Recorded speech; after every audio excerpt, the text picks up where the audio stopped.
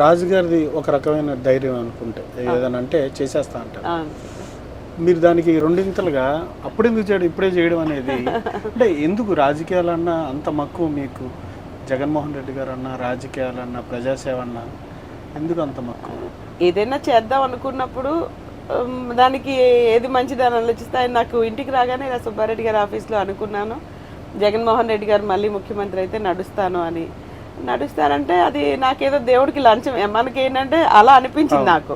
దేవుడికి లంచం ఇవ్వడం ఏంటో, గెలవాలని ముందే నడిస్తే బాగుంటుంది కదా అని అంటే ఇది బాగానే ఉంది అలాగే చేద్దామని చెప్పి ఆయన స్టార్ట్ అవడం అయితే జరిగింది. పెద్దలందరికీ చెప్పాము, సుబ్బారెడ్డి గారికి సాయిరెడ్డి గారికి అందరికీ చెప్పి మరి మొదలు పెట్టడం అయితే జరిగింది సార్. అంటే మీకు అప్పుడు ఏం అనిపించలేదా? భయం ఏం కలగలేదా?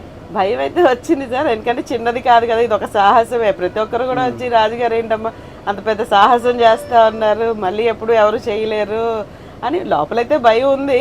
కాకపోతే చేసేస్తారులే పర్వాలేదు దేవుడు చూసుకుంటాడు అని చెప్పి అలాగా చాలా బాగా అయింది సార్. అనుకున్న దానికంటే కూడా చాలా బాగా అయ్యింది.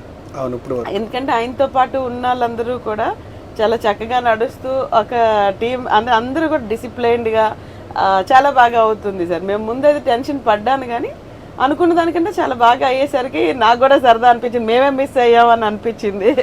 కాళ్ళు కూడా బొబ్బలు వచ్చేసి ప్లాస్టర్లు వేసుకొని అన్నీ చేస్తారు.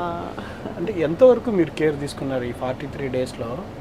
ఏదైనా విషయం తెలిసినప్పుడు నడవలేకపోతున్నాను లేకపోతే ఎక్కువ టాబ్లెట్లు వేసుకున్నాను అన్నప్పుడు? ట్యాబ్లెట్లు అయితే వాడొద్దని చెప్పాము, ఎందుకంటే పెయిన్ కిల్లర్స్ ఎక్కువ వాడడం మంచిది కాదు. ఆయన కూడా 20 years నుంచి షుగర్ ఉంది, డయాబెటిక్ పేషెంట్ కాబట్టి వద్దన్నాం. అయినా తప్పలేదు, ఒక 2-3 సార్లు ఇంజెక్షన్స్ కూడా తీసుకోవాల్సి వచ్చింది. మరి ఇవన్నీ కోఆర్డినేట్ చేస్తారా లేకపోతే ఆయనే సొంతగా?